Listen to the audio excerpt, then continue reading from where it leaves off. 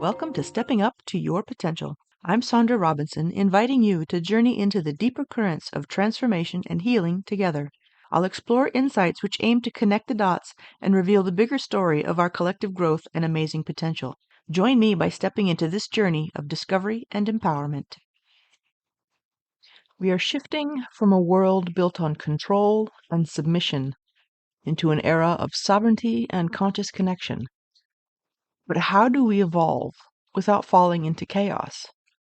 Here I explore the foundation of that evolution, our relationship with power. If I were to ask you what the definition of power is, what would you say? Is it control, influence, the ability to shape outcomes?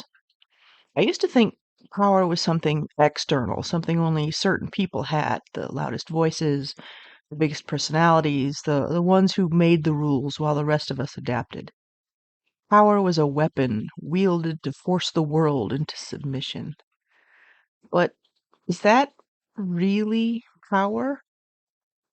Growing up, I never much thought about it. It wasn't a topic I had a lot of familiarity with, and I had certainly never been confronted with what it meant to truly own power until life demanded that I do exactly that. The story. I was 19. My childhood dog, my companion through all the turbulence of growing up, had developed stomach cancer. She was already mostly blind and mostly deaf. It was time. I had envisioned a peaceful, loving farewell, releasing her gently into the arms of the divine. That is not what happened. It turned out that I didn't have the strength to enforce that vision with the vet. What really happened was deeply traumatizing for me, but the hardest part wasn't just witnessing it. It was knowing that I had allowed it to happen. I had been too weak to insist, too afraid to demand better. At the very least, I could have picked her up and walked out. There are a lot of things I could have done, but my 19-year-old grieving self didn't have the internal power to do a single one of them. I begged her spirit for another chance to learn from my mistakes, to do better next time. 8 months later, that request was answered. Through a series of uncanny serendipities, I walked out of the animal shelter with a German Shepherd Border Collie mix, the dog I had been seeing in my dreams. She was only 6.5 months old and already had the intensity of both breeds. Smart, high energy, stubborn, and deeply insecure. She was a handful, and she challenged me on every level. I almost gave up, almost conceded that I wasn't the right kind of strong. At the time, my understanding of strength, of power, was warped. I believed power meant dominance, that stepping into it required cruelty, and that wasn't something I was willing to do. But what other option was there? Society had conditioned me, especially as a woman, to believe that power and aggression were intertwined. Women are supposed to be agreeable, not forceful, to lead from the back, not the front. No idea how to do this. I was at a crossroads, and so I asked for help. Help arrived in the form of a dog trainer, a mother of 3 who understood power and leadership and relationships in ways that I did not. She illustrated perhaps the most powerful lesson. Disempowered people resort to power over, because power over is external. Real power? That comes from within. She gave me permission to own my power. Not through force, not through fear, but through presence. No anger, no frustration, no cruelty, just the unwavering, calm expectation of being listened to. For a brief moment, I stepped into that version of myself, and my dog, who had been so ignorantly enthusiastic and hyper with insecurity, finally paid attention. A metaphorical door opened, and our relationship fundamentally shifted in that moment. She decided then that she would follow me because I had become someone worth following. Years later, I found myself staring up at a different kind of challenge. An 1,800-pound, 17.2 hand Shire, the English version of a Clydesdale. a breathtaking horse who had spent the last 8 years as a pasture ornament and had no interest in changing that. Her test? To stop walking and stare at me as if to say, "And what exactly do you plan to do about this, tiny human?" Oh, how I was supposed to move something that outweighed me by everything? I tugged, I coaxed, I bribed. She stood there, amused. After an embarrassingly long time, I remembered my trainer's advice. I let go of all the frustration, the expectations, the doubt, the future, and the past. I stood fully in the moment, in the now, aligned in intention, emotion, and action, and said one word as if I meant it. Walk.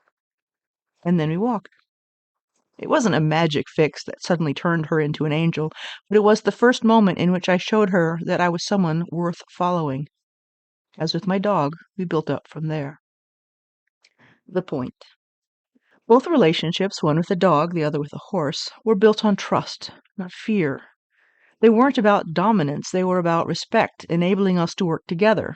Yes, I was the leader because I understood this world in which they lived, and it was my responsibility and honor to ensure both they and the people we encountered were all safe.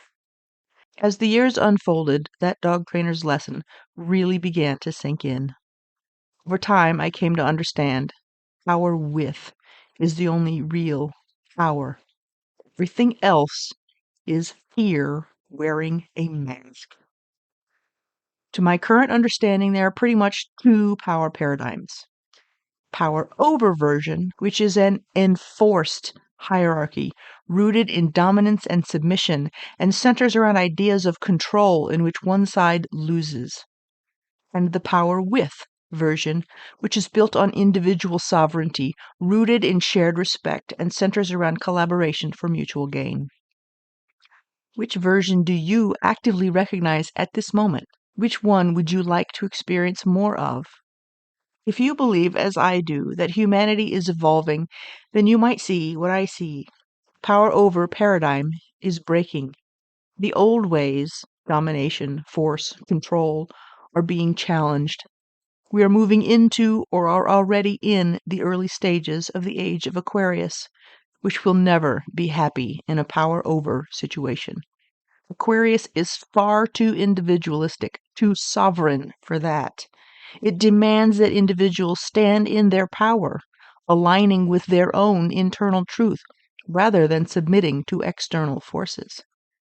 A centralized power system where a select few dictate what the masses can be, do, or have will never work in the age of Aquarius. That is the ultimate illusion of power over.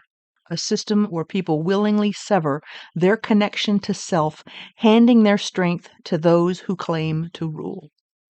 Aquarius calls for a distributed power system, one in which small, self-sovereign groups collaborate. That model requires each individual to be rooted in themselves, clear in thought and action, present and aligned. This is what it means to stand in your power. The more those who cling to the power over paradigm resist this inevitable transformation, the uglier this transition will be.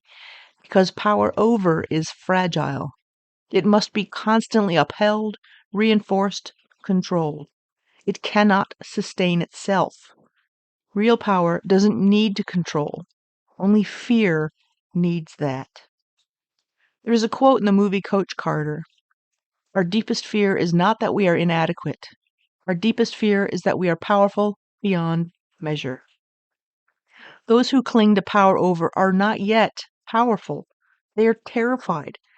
Perhaps this awareness of their own genuine internal power is exactly why they cling so hard to external power.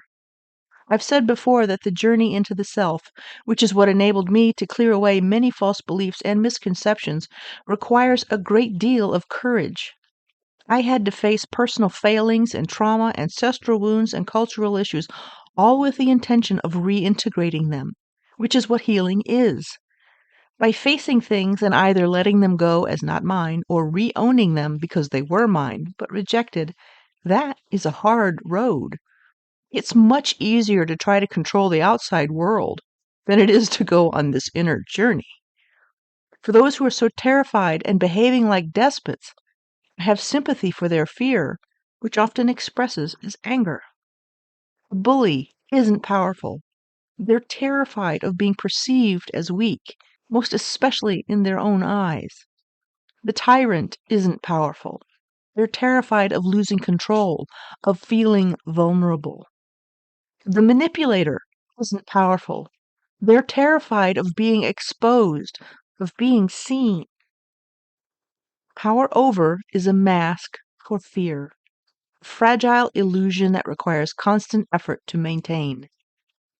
True power doesn't need to deceive, dominate, or force anything.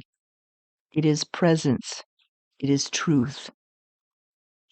For years, I feared stepping into my power, convinced it would turn me into something I didn't want to be. I was wrong. The only people who abuse power are the ones who don't actually have it. As with all stories, what has a beginning has an end. Eventually, it came time to say goodbye to that most beloved German Shepherd Border Collie mix who taught me so much. This moment was the ultimate test of all I had learned from her and with her and about myself. I carried her into the vet's office and said simply, "This is what I expect. If you cannot provide that, I will find someone else who can." There was no challenge to that blunt statement. This time, I had the strength to ensure her farewell was as peaceful and loving as I had always intended. TLDR. Real power isn't control. It's presence, trust, and inner alignment. Power over is fear in disguise. Power with is the future. I hope today's episode brought you some inspiration and maybe even a light bulb moment. If it did, you can do me a huge favor by hitting like and subscribe. Think of it as sprinkling a little magic dust to spread the healing and transformation. This podcast is on iTunes, Spotify, Stitcher, and plenty of other platforms. You'll also find it on YouTube, with transcripts available at steppinguptoyourpotential.com. Until next time, keep stepping up.